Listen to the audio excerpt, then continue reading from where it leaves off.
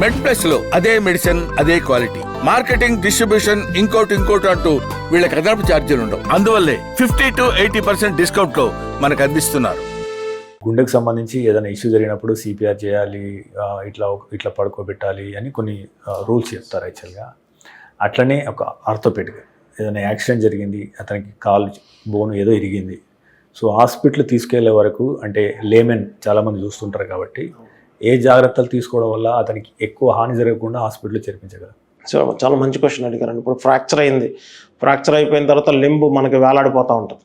So ఆ లింబ్ని support చేయడానికి original పొజిషన్లో కొంతవరకు దాన్ని తీసుకొచ్చి దానికి ఏదైనా సపోర్ట్ పెట్టి స్ప్లిట్స్ లాగా, లేకపోతే చిన్న చిన్న కర్రలు లాగా, చాలామంది నాకు విలేజెస్ నుంచి కూడా చిన్న చిన్న కర్రలు అటుపక్క ఇటుపక్క సపోర్ట్ చేసి చిన్న బ్యాండేజెస్ పెట్టి ఒక బ్యాండేజ్ టై చేసి, సో దట్ ట్రాన్స్పోర్ట్లో అది ఇట్లా మ్యాంగిల్ అయిపోకుండా, ఫర్దర్ డ్యామేజ్ అవ్వకుండా అది హెల్ప్ చేస్తుంది. ఇప్పుడు అన్ని అంబులెన్సెస్ వచ్చాయి కాబట్టి the technicians are taking care of everything.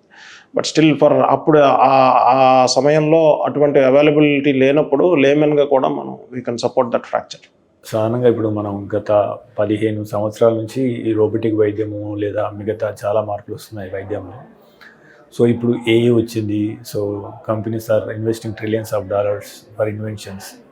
అందరూ అనేది ఏంటంటే ఏఐ తొందరగా రీడ్ చేస్తుంది, రీసెర్చ్ చేస్తుంది కాబట్టి ఇన్వెన్షన్స్ చాలా ఫాస్ట్గా వస్తాయని నమ్మకం ఉంది. సో మీ దృష్టిలో అంటే ఈ వైద్యంలో, ముఖ్యంగా ఆర్థోపెడిక్ వైద్యంలో వచ్చే 10 ఏళ్ల పాటు ఎలాంటి విప్లవాత్మక మార్పులు వస్తాయని మీరు అంచనా వేస్తున్నారు? అది దాని గురించి చెప్పండి. So technology is definitely help us in educating the patients అండి. మెయిన్ పీపుల్కి ఇప్పుడు ఇన్ఫర్మేషన్ ఉంది, సో వాళ్ళు గూగుల్ చేసినా ఏం చేసినా they know everything, what is happening అన్నది, ఏం జరుగుతుంది ఏంటి అన్నది. ఎడ్యుకేషన్, పేషెంట్స్ ఎడ్యుకేషన్ చాలా ఇంపార్టెంట్, వాళ్ళకి తెలుస్తున్నాయి. నెంబర్ 1. నెంబర్ 2, అదే టెక్నాలజీ డ్రివెన్ మనకి ఇట్ ఈస్ హెల్పింగ్ ఇన్ నీ రీప్లేస్మెంట్స్, వాటిలో కూడా technology robotic is helping. So computer assisted surgery long back నుంచి స్టార్ట్ అయింది. సో ఇప్పుడు ఈ computer assisted surgery now it is going to take care of the trauma also. అంటే చిన్న fractures కూడా computer assisted technology is coming. So nevertheless it is then experienced surgeon will do a better job than machines. అంటే మీరు గత 2 దశాబ్దాలుగా అంటే మీ దగ్గరకు వచ్చే పేషెంట్స్ విషయంలో కానీ మీరు విన్నా కానీ, సో అతిపెద్ద అపోహలు ఏంటి మీ రంగానికి సంబంధించి, తద్వారా జనాలను అవగాహన కల్పించడానికి? మీకేమనిపించే అపోహల్లో? అంటే మేము ఇటుపక్క నిల్చున్నాం, so common people will tell. అంటే మన అపోహలు, కోల్డ్ వెదర్లో మోకాలు నొప్పులు ఎక్కువ వస్తాయి. ఎస్, డెఫినెట్గా కోల్డ్ వెదర్లో మోకాలు నొప్పులే కాదు, అందరికీ వార్మింగ్ అప్ లేదు కాబట్టి అందరికీ అడ్డి నొప్పులు వస్తాయి. యాక్చువల్లీ ఎక్సర్సైజ్ చేసే వాళ్ళు బాగానే ఉంటారు కానీ మిగతా వాళ్ళందరికీ జాయింట్ స్టిఫ్నెస్ ఉన్నట్టు అనిపిస్తుంది. సో ఎస్పెషల్లీ రొమటైడ్ ఆర్థరైటిస్ వాళ్ళకి కోల్డ్ వెదర్లో పెయిన్స్ డెఫినెట్గా ఉంటాయి. యంగ్ పీపుల్కి పెద్దగా అనిపించదు, ఎందుకంటే they are moving around, walking around. పెద్దవాళ్ళకి డెఫినెట్గా అనిపిస్తుంది, they are not doing exercises కాబట్టి.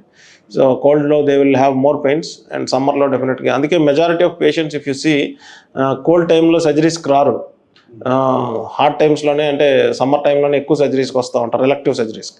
ఎందుకంటే కోల్డ్ వల్ల ఎక్కువ పెయిన్ వస్తుందని చెప్పి. సో అందులో కొంత వాస్తవం ఉంది డెఫినెట్గా. అంటే it is not really, it is reality is you should be active. మీరు అంత యాక్టివ్గా ఉంటే ఇది కోల్డ్ హాట్ అన్నది మీకేం అనిపించదు. But if you are inactive definitely there will be some kind of stiffness which is giving pain. ముఖ్యంగా ఇప్పుడు మనం ఈ జాయింట్ రిప్లేస్మెంట్కి సంబంధించి సమూలంగా మాట్లాడాము. సో ఈ దీనికి సంబంధించి ఏది మన స్పైన్కి సంబంధించి, సో అంటే చాలామందికి గతంలో ఉన్న అపోహ ఏంటంటే స్పైన్ సర్జరీ చేస్తే పక్షవాతం వస్తుంది కావచ్చు. దిస్ ఈజ్ చాలా పెద్ద అపోహ అండి, ఇది రియల్ అపోహ యాక్చువల్లీ. ఇప్పటికీ అడుగుతూ ఉంటారు సర్జరీ చేస్తుంటే పక్షవాతం వస్తుందా అని చెప్పి. That is absolutely wrong.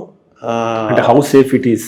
It is very safe and out of 100 out of 100 it is very safe. In an experienced hands out of 100 it is very safe. Because పక్షవాతం తెచ్చే ఏరియాలో మనం ఎక్కువ సర్జరీస్ జరగవండి, రైట్? అంటే ఇప్పుడు లంబార్ స్పైన్ ఉంది, L1 to L5లో పక్షవాతం ఏం రాదు, ఎందుకంటే ఒక పక్కకి ఇంకొకటి. అప్పటికే L1 వరకే మెజారిటీ ఆఫ్ నర్వ్ రూట్స్ అన్ని వెళ్ళిపోతాయి. L1 తర్వాత నుంచి కిందకి వెళ్ళే వాటిలో పక్షవాతం వచ్చే chance very rare, you can say very rare.